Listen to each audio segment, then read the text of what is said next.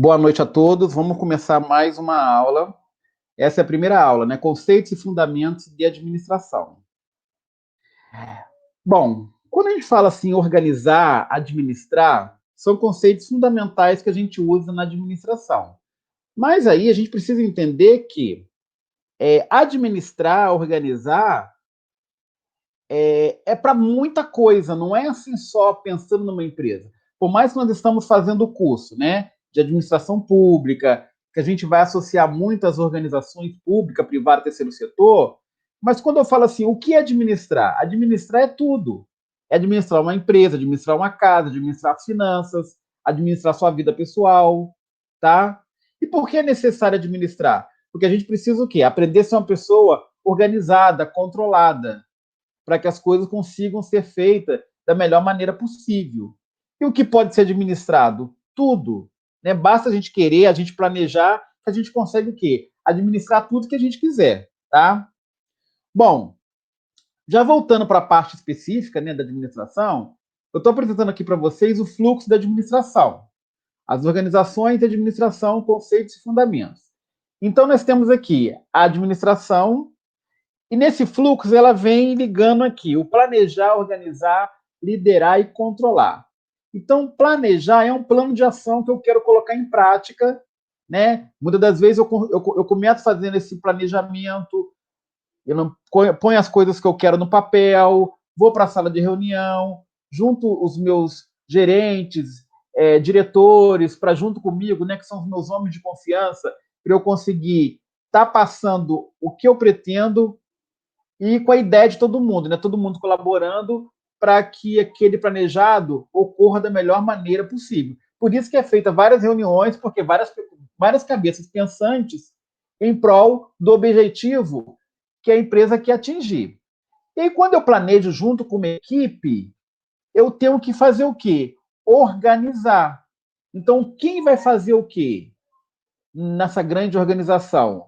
Eu tenho que fazer o quê? Delegar tarefas, porque eu preciso delegar tarefas, porque assim, o meu planejamento, ele pode ser pequeno, médio ou grande, mas como eu sei que eu sozinho não vou dar conta, eu preciso delegar tarefa. Então, nessa organização, quando o planejamento está pronto, a gente começa a organizar quem vai fazer o quê?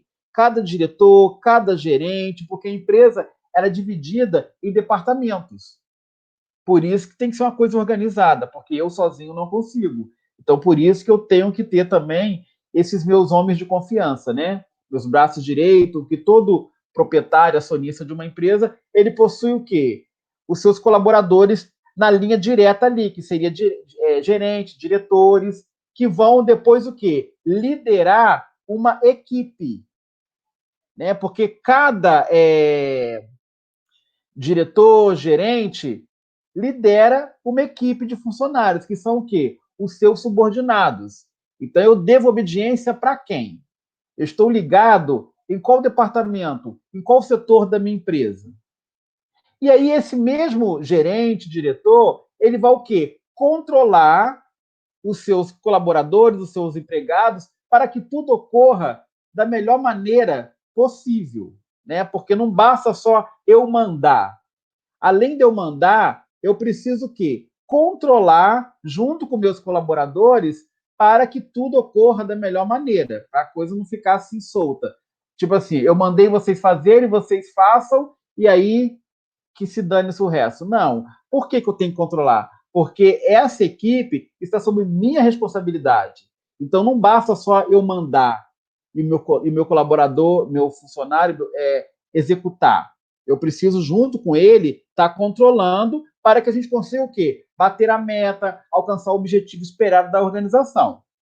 Mas para tudo isso, para eu planejar, organizar, liderar e controlar, eu preciso de ter o quê? Recursos. Que recursos são esses? Os recursos humanos, que são a minha equipe de colaboradores, funcionários, os recursos financeiros, porque qualquer planejamento que eu faço requer dinheiro, então eu preciso também planejar o quanto vai me custar para poder colocar isso em prática, e os materiais, né, que são as ferramentas necessárias que eu preciso ter para colocar isso em prática. Né? Então eu preciso de todos esses equipamentos, esse valor X em dinheiro para fazer a coisa acontecer.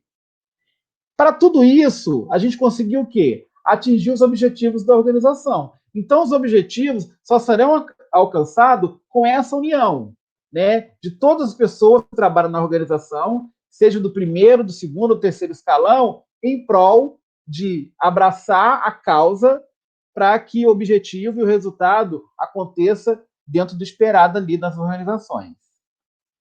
Bom, aqui eu coloquei alguns outros exemplos. Ó.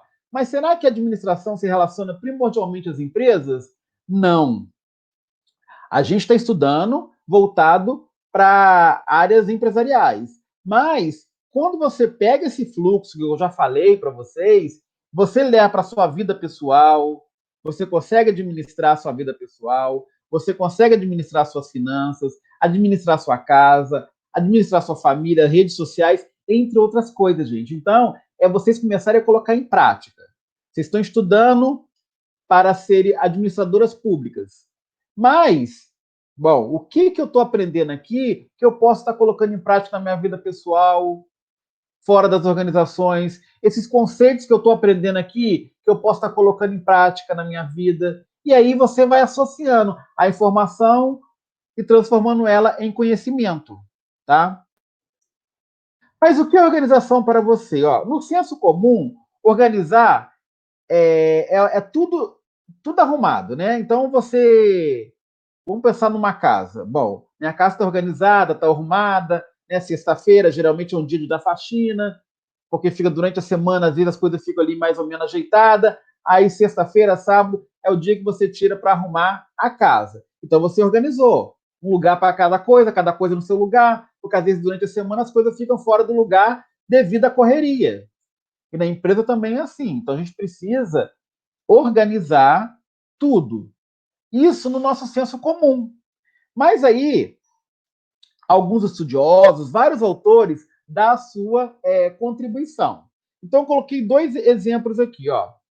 Existe uma organização todas as vezes que duas ou mais pessoas interagem para alcançar certo objetivo. Migson et al. Que falou em 98. Então, esse et al. Representa o quê? Que ele não falou isso sozinho. Esse conceito são ele e mais 4 pessoas, que a gente estava conversando em metodologia. Quando tivesse et al., não foi a fala dele sozinha, tá? É porque, como são várias pessoas, a gente costuma pegar só o primeiro e sabe que esse et al., outras pessoas também contribuíram para esse conceito. Existe uma organização todas as vezes que duas ou mais pessoas interagem para alcançar certo objetivo. Tá? Por quê? Se não tem no mínimo duas pessoas, o seu objetivo é pessoal.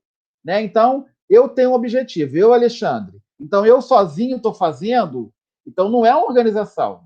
Eu sozinho estou em prol do meu objetivo. Mas acaba que precisando de ajuda de outras pessoas. Que mesmo eu pensando, planejando sozinho, tem coisas que eu preciso de parceria, de outras pessoas me ajudando ali. E outro conceito aqui também, ó, a organização consiste num grupo humano, composto por especialistas que trabalham em conjunto numa atividade comum. Isso aqui é Peter Drucker, que falou em 94, Apud, Caravantes, em 98. É uma citação de citação de citação. Tá? Então, aqui ele já fala uma coisa mais específica, é grupo de especialista. Então, esses especialistas são o quê? São as pessoas que trabalham nas grandes organizações, cada um com a sua função ali, né? O advogado, o contador, o engenheiro, o administrador, esses são especialistas, eles estudaram para ter aquela formação e para colocar em prática todo o conhecimento. Então, aqui ele já focou mais numa coisa específica de especialista para ter uma formação para entender realmente a ação do que está sendo pedida na empresa ali em determinadas funções e departamentos. Tá? Peraí.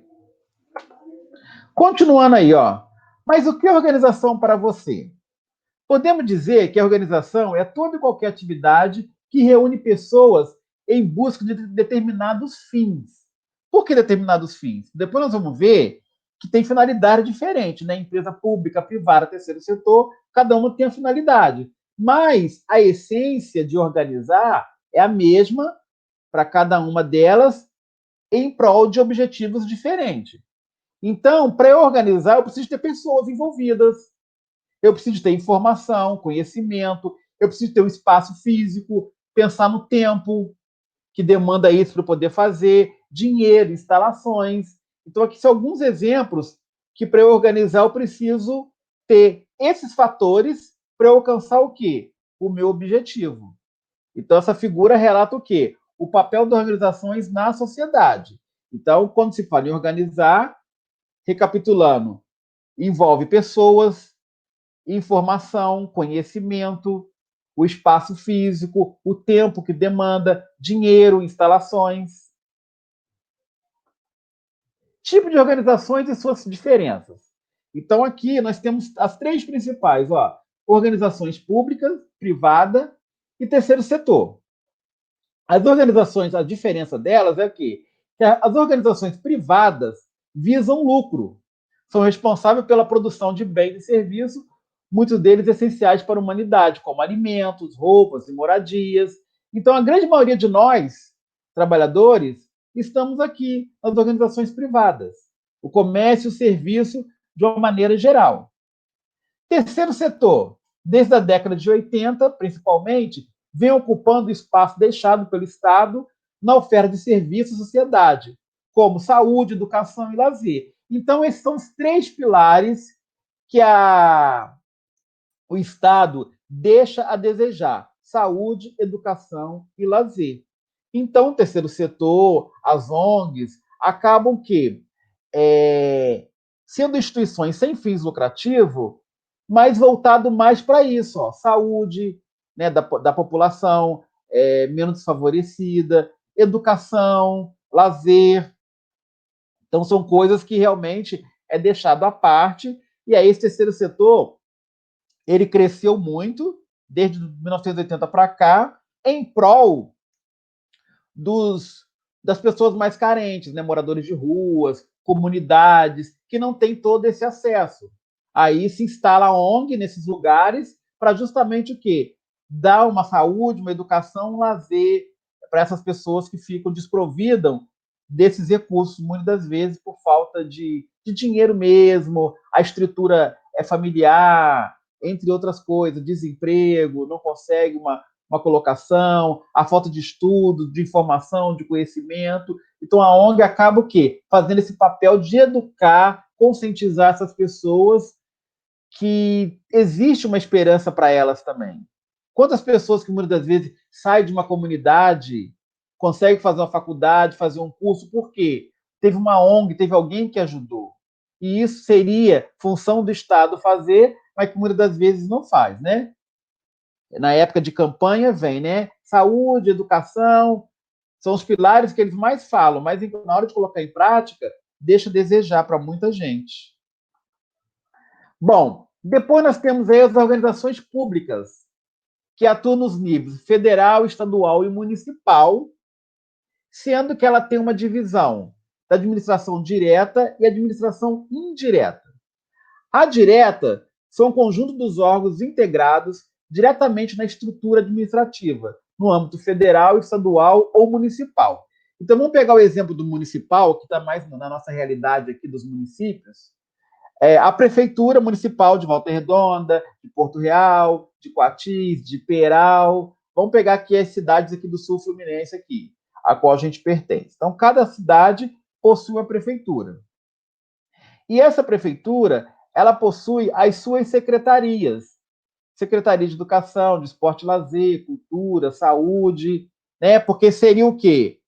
O prefeito, como figura central, e os seus secretários, que são seus homens e mulheres de chefia de confiança ali. Então, todas essas secretarias estão diretamente ligadas à prefeitura. Não necessariamente que elas estão no mesmo espaço físico, né? Porque, por exemplo, aqui em Volta Redonda, o Palácio Municipal da Prefeitura ela fica no Aterrado, a Secretaria de Educação fica no bairro Niterói, a Secretaria de esporte e lazer fica na Ilha São João. Isso significa o quê? Elas estão diretamente ligadas, mas o espaço físico é diferente, mas está tudo ali interligado, conectado diretamente, usando o mesmo CNPJ, por isso que tem essa ligação.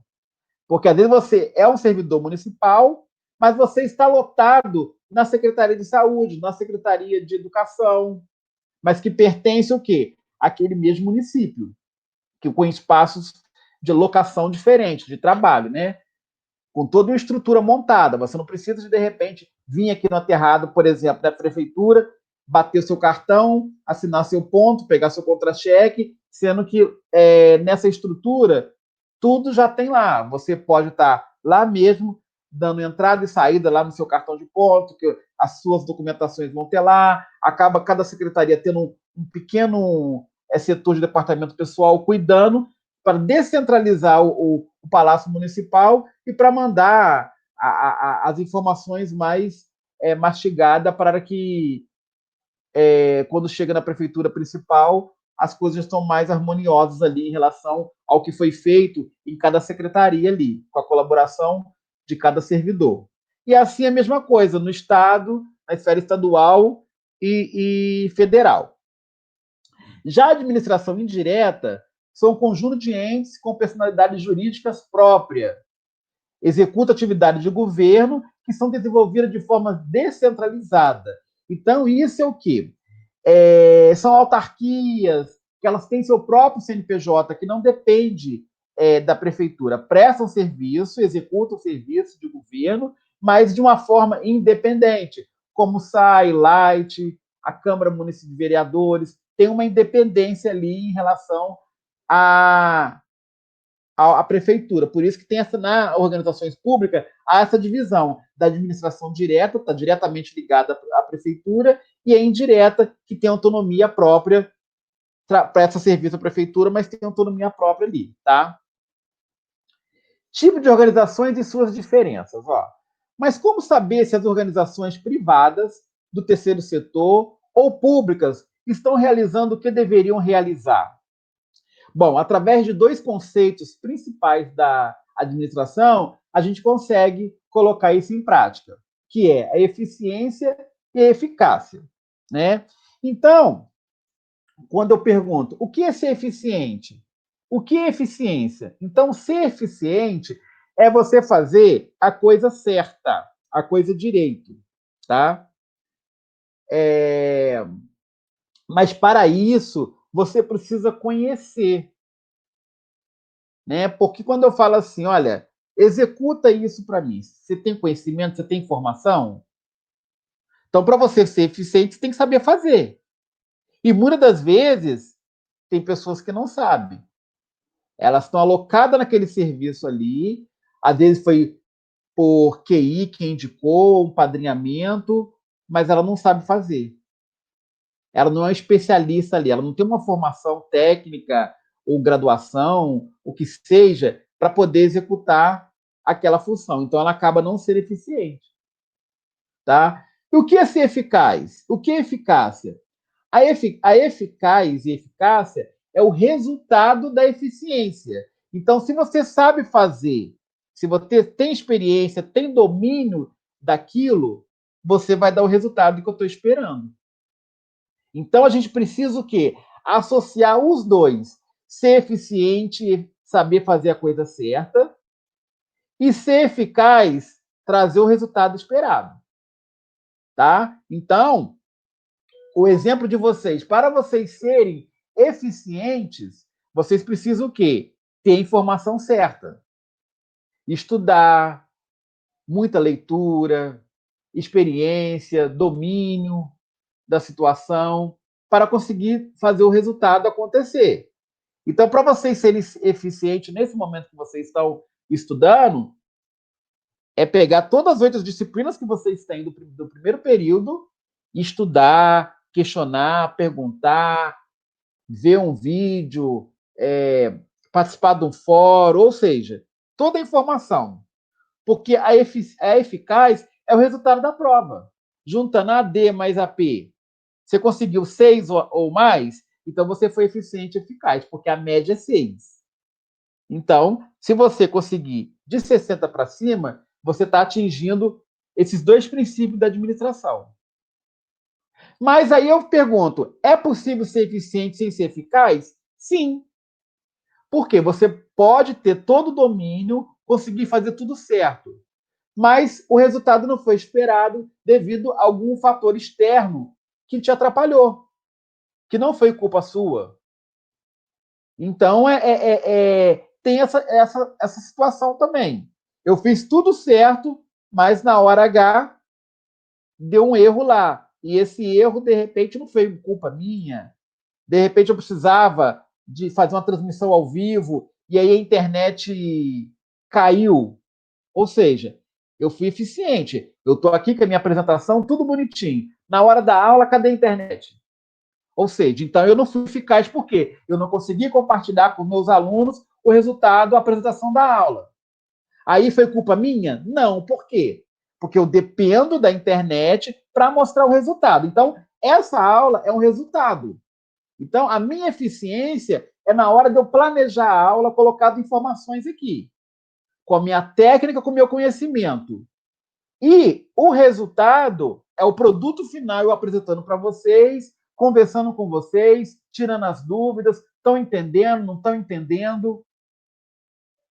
O ideal é a gente tentar fazer os dois, tá? É igual outro exemplo que eu dei também sobre o atleta. Ele é eficiente, ele fica ali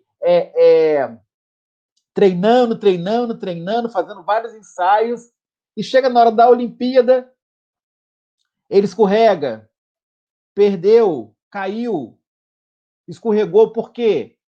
Mas aí é questão de segundos ali, já perdeu, porque é uma concorrência. Então, tem alguns fatores externos que acaba, às vezes, atrapalhando e não deixando você ser eficaz, porque você fez tudo certo. Quando você vai fazer um check-up ali, o porquê que eu não fui eficaz?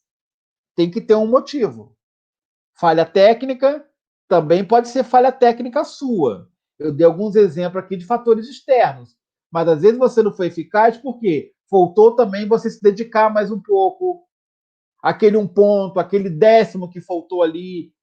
Poxa, se eu tivesse dedicado mais um pouquinho, eu tinha conseguido. Às vezes aquela D que eu deixei de fazer me fez a diferença agora no resultado final. Então tem duas situações. Você pode não ser eficaz por culpa sua mesmo, na hora que você faz uma análise ali, ou por algum fator externo que atrapalhou. E o outro aqui, ó, ser eficaz sem ser eficiente, aqui seria mais ou menos assim, o fator sorte. O que seria isso? Você conseguiu o resultado, contou com a sorte. Vamos pegar uma prova. Ah, eu não estudei para a prova. Fiz lá, Unidunité, e eu consegui a nota boa. Ou seja, você não foi eficiente, porque você não estudou, você chegou lá com a cara e coragem e fez a prova. E aquele dia você estava inspirado, deu tudo certo, você colocou lá as informações, marcou certo e conseguiu o resultado. Tá vendo? Então, assim, o ideal é que a gente consiga ser eficiente e eficaz. Mas, dependendo da situação, do cenário, você pode ter os dois, que é o ideal, ter um ou ter outro. Vamos falar um pouquinho agora da formação profissional no campo da administração. Então, olha só, todo curso ele é regulamentado. Então, o nosso curso de administração ele foi regulamentado em 65, pela Lei 4.769, de 9 de setembro de 1965. Então, a partir de 9 de setembro de 65, comemora-se o Dia do Administrador, que já é a semana que vem. Né? Segunda-feira, dia 7, terça, 8, quarta-feira. Então, na nossa próxima aula, é isso mesmo? Quarta-feira? Não é? Isso, na nossa próxima aula, já teremos a comemoração do Dia do Administrador. Tá. Quando essa lei foi regulamentada em 1965, a profissão era técnico de administração. Então, você fazia uma faculdade e vinha lá no seu certificado, no seu diploma lá, técnico de administração.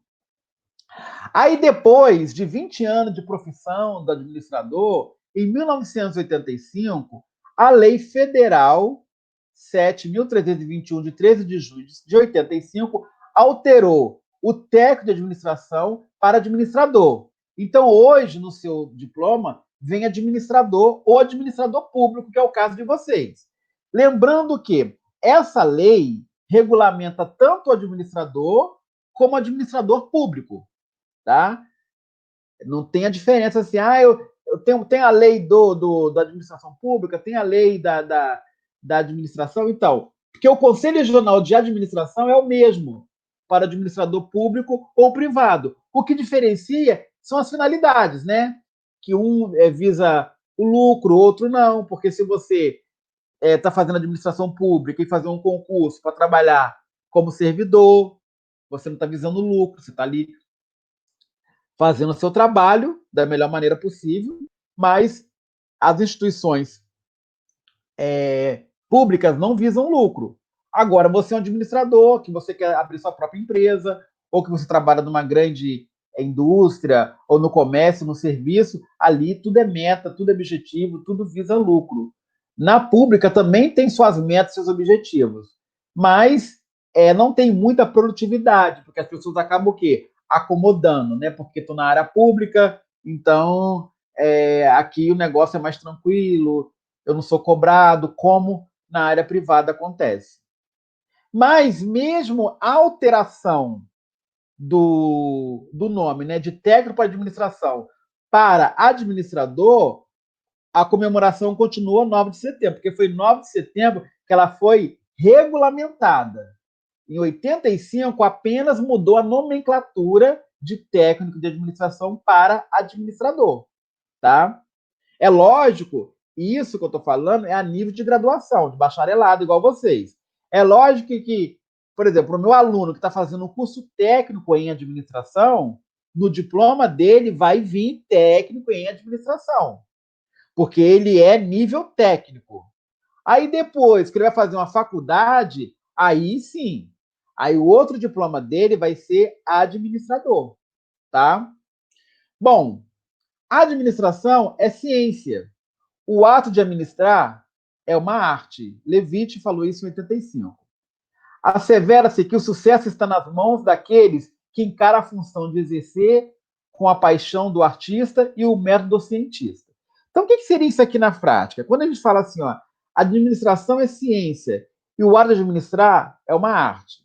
Então, assim, você é um especialista, né? Então, você tem uma formação e você vai trabalhar numa empresa. Então, você recebe o treinamento, você recebe toda uma estrutura. Mas quando fala uma arte, aí você vai colocar aqui o seu talento, o seu diferencial. Então vamos dar um exemplo aqui de um vendedor, né? Eu tenho um comércio, eu tenho vários vendedores e todos os vendedores passaram por um treinamento. Como vender melhor, como abordar o cliente, como transformar uma olhadinha em venda, entre outras técnicas que usam. Aí, a ciência é o treinamento. Todo mundo foi treinado, foi capacitado. Veio um especialista, deu um treinamento para a minha equipe. Tá? Agora, a arte não é de todos. Porque se você observar, tem um ranking. Destaque do mês. Por que aquele vendedor foi destaque do mês e eu não? Nós recebemos o mesmo treinamento. Por que ele está em cima lá no ranking e eu estou aqui embaixo? Ou seja, a arte seria o quê? Esse olhar diferenciado, é você fazer do seu conhecimento uma arte no sentido de você conseguir despertar naquele cliente o seu interesse e o interesse dele de adquirir aquele produto. É você ter uma fala diferenciada, tá? É justamente o quê? Você colocar um seu talento ali, porque a ciência, a técnica, todo mundo recebeu no treinamento. Só que aí, qual é o diferencial daquele vendedor que está conseguindo vender mais do que o outro? talvez experiência de vida, né? Talvez ele já trabalhou com vendas em outras empresas, né? Talvez assim, por ele ser mais velho do que você, ele acaba às vezes tendo um conhecimento melhor das coisas, ou a questão do interesse também, porque assim, bom, eu aprendi, o treinamento me deu a técnica, e agora, como é que eu vou fazer isso aqui para vender? O que eu vou falar para o meu cliente quando ele chegar na loja e falar assim, ó, tô dando só uma olhadinha. Eu tenho que transformar essa olhadinha em venda. Que estratégia eu vou utilizar? Aí ele começa a ver a arte. A arte é o talento de cada um. Aí a arte, ela é individual. Porque o conhecimento foi passado para todos no treinamento. Por isso que fala que a administração é a ciência, o ato de administrar é a arte, o ato é a sua ação de vender. Porque o treinamento eu te dei. Agora, cada um tem a sua meta individual, é a sua arte. Coloca o seu talento em prática para você conseguir bons resultados. É nesse sentido que Levi está querendo nos passar aqui essa função. Então, a gente hoje precisa associar ciência e arte para vender, para fazer o nosso trabalho da melhor maneira possível, tá? Aqui, a gente finaliza essa aula 1 e aquela campanha que a gente está falando. Olha, não deixe seu professor sozinho. Ligue a câmera, participe, mostre que você está ali com ele e por ele.